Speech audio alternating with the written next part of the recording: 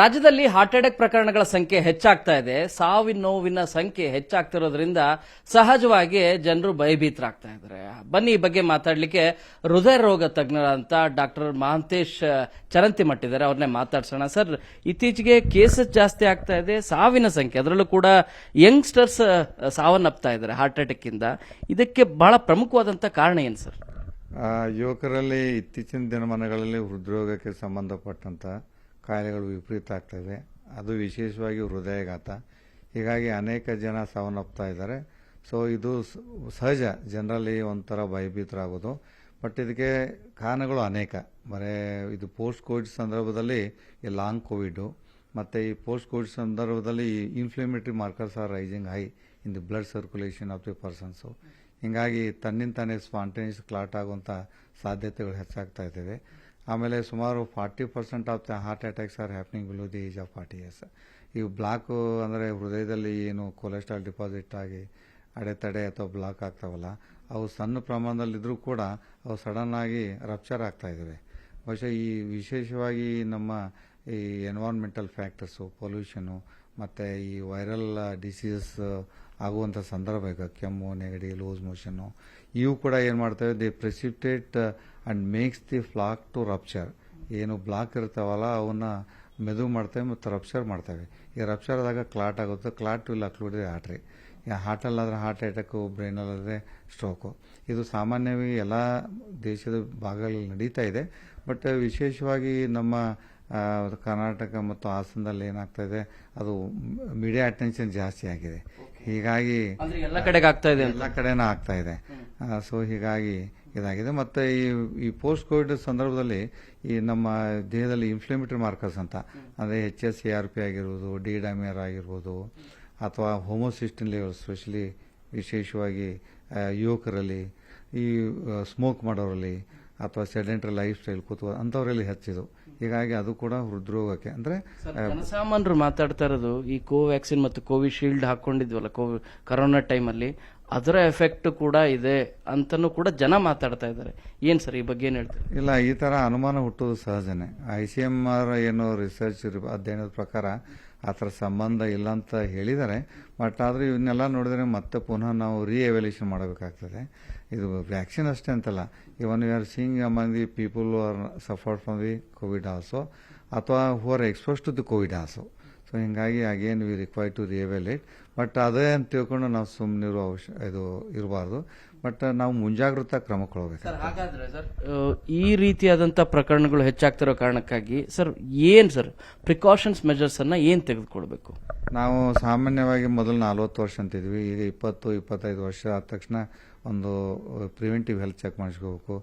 At least ಒಂದು ECG ಅಥವಾ ಒಂದು ಬ್ಲಡ್ ಶುಗರು, ಲಿಪಿಡ್ ಪ್ರೊಫೈಲು ಇವನ್ನೆಲ್ಲ ಮಾಡಿಸ್ಕೊಳ್ಬೇಕಾಗ್ತದೆ. ಮತ್ತೆ ಸರ್ ಮೊದಲೆಲ್ಲ 40 ಅಂತಿದ್ವಿ, ಈಗ 25 ಅಂತ ಇದ್ವಿ. ಈಗೆಲ್ಲ ಅನುಮಾನ ಎಲ್ಲ ನೋಡ್ತಾ ಇದ್ರೆ 18 ವರ್ಷಕ್ಕೆ ಮೇಲ್ಪಟ್ಟು ಎಲ್ಲ ಸಂಬಂಧಪಟ್ಟವರು ಇದಕ್ಕೆ ಒಂದು ಮಿನಿಮಮ್ ಈ ರಿಸ್ಕ್ ಫ್ಯಾಕ್ಟರ್ಸ್ ಐಡೆಂಟಿಫೈ ಮಾಡುವಂಥ ಈ ಹೆಲ್ತ್ ಚೆಕ್ ಮಾಡಿಸ್ಕೋಬೇಕಾಗುತ್ತೆ.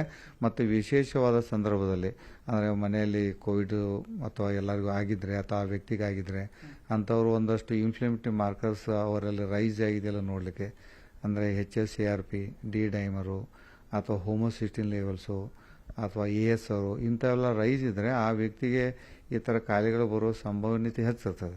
ಸೊ ಹೀಗಾಗಿ ಅದನ್ನು ನಾವು ಮುಂಚಿತವಾಗಿಯೇ ಒಂದು ಅಥವಾ ಆಸ್ಪಿರಿನ್ ಆಗಿರ್ಬೋದು ಅಥವಾ ಅಟ್ರೋಸ್ಟ್ಯಾಟಿನು, ರೋಜೋಸ್ಟ್ಯಾಟಿನು ಇವನ್ನೆಲ್ಲ ಕೊಟ್ಟು ಅದನ್ನು ನಾವು ಬರುವಂಥ ಏನು ಸಾಧ್ಯತೆಗಳನ್ನು ಕಡಿಮೆ ಮಾಡುವ ನಿಟ್ಟಿನಲ್ಲಿ ಒಂದು ಕೆಲಸ ಮಾಡ್ಬೋದು.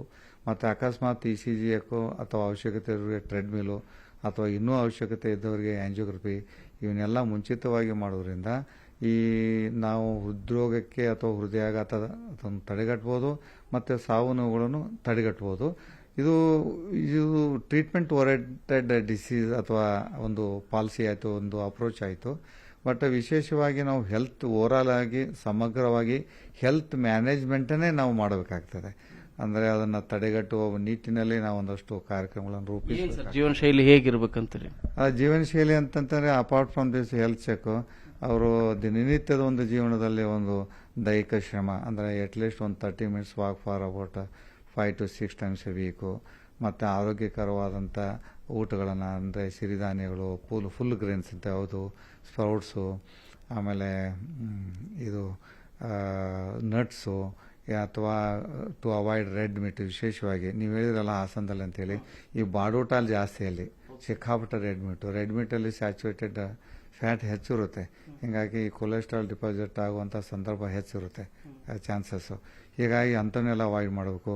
ಆಮೇಲೆ ಯೋಗ, ಮೆಡಿಟೇಷನ್ನು, ಆಮೇಲೆ ಕೂಡ ಈ ಅತಿಯಾಗಿ ಏನು ಸ್ಮೋಕಿಂಗ್ ಇದೆಯಲ್ಲ, ಸ್ಮೋಕ್ ಮಾಡೋದು ನಿಲ್ಲಿಸಬೇಕು. ಅಥವಾ ಅತಿಯಾದ ಮದ್ಯ ಸೇವನೆ, ಬಿಂಜ್ ಡ್ರಿಂಕಿಂಗ್ ಅಂತೇಳಿ, ವಿಶೇಷವಾಗಿ ಯುವಕರು ಏನು ಮಾಡ್ತಾರೆ, ವಾರದ ವೀಕೆಂಡಲ್ಲಿ ಹೆವಿ ಡ್ರಿಂಕ್ಸ್ ಮಾಡಿಬಿಡ್ತಾರೆ.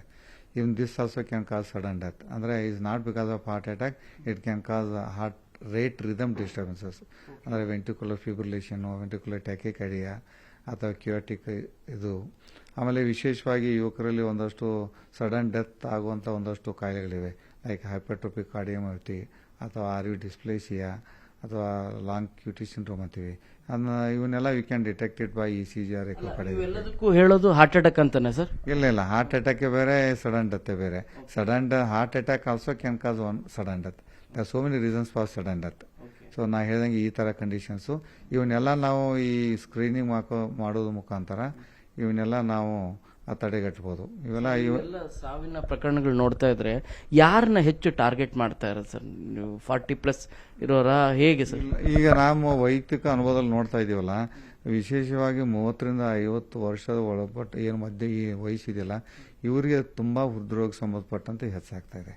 ಬಹುಶಃ ಅವರು they are prone for all this, they are expose to the very high risk atmosphere and behaviour.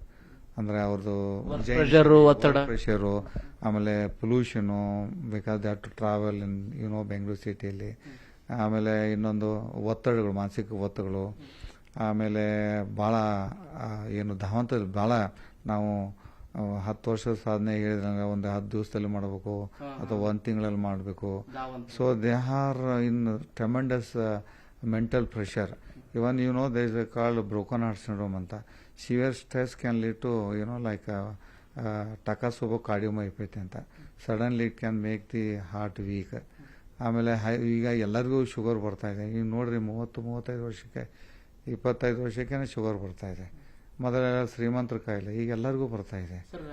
ಹೃದಯಾಘಾತದ ಲಕ್ಷಣಗಳೇನು ಸರ್? ಅಂದ್ರೆ ಈ ರೀತಿ ಬಂತು ಅಂದ್ರೆ ನಾವು ಅಡ್ಮಿಟ್ ಆಗಬೇಕು ಅಥವಾ ಡಾಕ್ಟರ್ನ ಕಾಣಬೇಕು ಅಂತೇಳಿ ಹೃದಯಾಘಾತದ ಲಕ್ಷಣಗಳೇನು ಸರ್? ಅಂದ್ರೆ ಕೆಲವು 1-2-3 ದಿನ ಬಿಟ್ಟಾದ್ರೂ ಕೂಡ ಹೋಗ್ಬೋದು ಅನ್ನೋ ರೀತಿ, ಅಥವಾ ಇಲ್ಲ ಎಮರ್ಜೆನ್ಸಿ ಅನ್ನೋ ರೀತಿಯಾಗಿ ಹೋಗುವ ಲಕ್ಷಣಗಳು ಯಾವ್ಯಾವಿದೆ ಸರ್? ಅಲ್ಲ, ಈಗ ಹೃದ್ರೋಗಕ್ಕೆ ಸಂಬಂಧಪಟ್ಟಂತೆ ವಿಶೇಷವಾಗಿ ಎದೆ ನೋವು ಬರುವುದು. ಅಂದರೆ ಎದೆ ಮಧ್ಯಭಾಗದಲ್ಲಿ ನೋವು ಬಂದು ಅದರ ವಿಶೇಷತೆ ಏನಂತಂದ್ರೆ ಟೈಟ್ನೆಸ್ ಅಂತ ಫೀಲಿಂಗ್ ಬರುವುದು, ಅಥವಾ ಅಂತ ಪ್ರೆಷರು, ಯಾರು ಚೋಕ್ ಮಾಡ್ತಾ ಇದ್ದಾರೆ, ಒತ್ತಾ ಇದೆ, ಆ ನೋವು ಬಂದು ಕುತ್ತಿಗೆ, ಬೆನ್ನು, ಕಿವಿ, ದವಡೆ ಅಥವಾ ಎಡಗೈ ಇದು ಆರ್ಮು, ಹ್ಯಾಂಡು ಹಿಂಗೆಲ್ಲ ಬರ್ಬೋದು. ಬೆವರು ಬರ್ಬೋದು, ಅಥವಾ ಸುಸ್ತು ಬರ್ಬೋದು, ಅಥವಾ ಅಸಿಡಿಟಿ ಸಿಂಪ್ಟಮ್ಸ್ ಥರ ಅನ್ನಿಸ್ಬೋದು.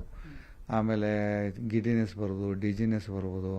ಯಾಕೋ ಒಂದು ಹೆಜ್ಜೆ ಇಟ್ಟರೆ ಯಾಕೋ ಸುಸ್ತಾಗ್ತಾ ಇದೆ, ಬೆವರು ಬರ್ತಾ ಇದೆ, ಒಂದು 10 ನಿಮಿಷ ಕೂತ್ಕೊಂಡು ಮತ್ತೆ ಮುಂದುವರೆದ್ರೆ ನಡಿಬೋದು. ಈ ಥರ ಬಂದವರಲ್ಲಿ ಆಮೇಲೆ ಕೆಮ್ಮು ಬರ್ಬೋದು, ವಿಶೇಷವಾಗಿ ರಾತ್ರಿ ಕೆಮ್ಮು ಬಂದು ಎದ್ದು ಕೂತ್ಕೋಬೋದು. ಅಥವಾ ಡಿಜಿನೆಸ್, ಒಂದೊಂದ್ಸಲಿ ಜ್ಞಾನ ತಪ್ಪಬಹುದು.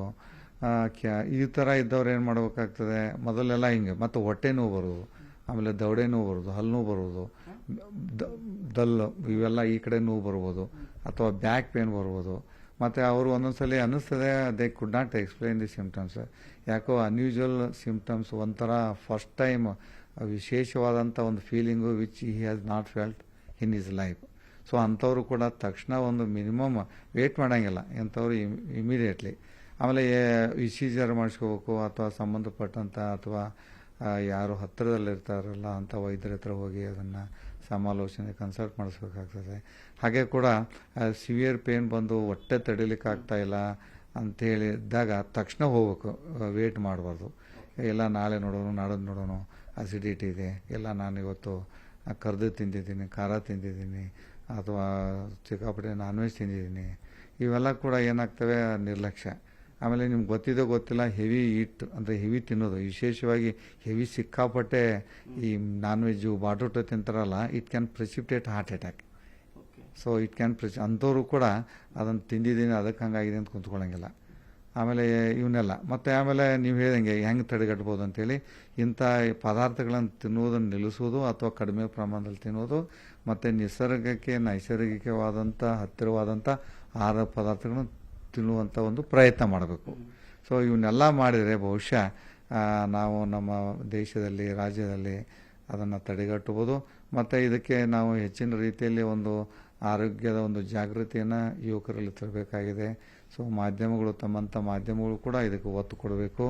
ಆಮೇಲೆ ಜನರಲ್ಲೇ ಇದಕ್ಕೆ ಇದಂತೇಳಿ ಭಯಭೀತಿ ಮಾಡುವಂಥ ಒಂದಷ್ಟು ಪ್ರಯತ್ನ ನೀವು ಮಾಡಬಾರ್ದು.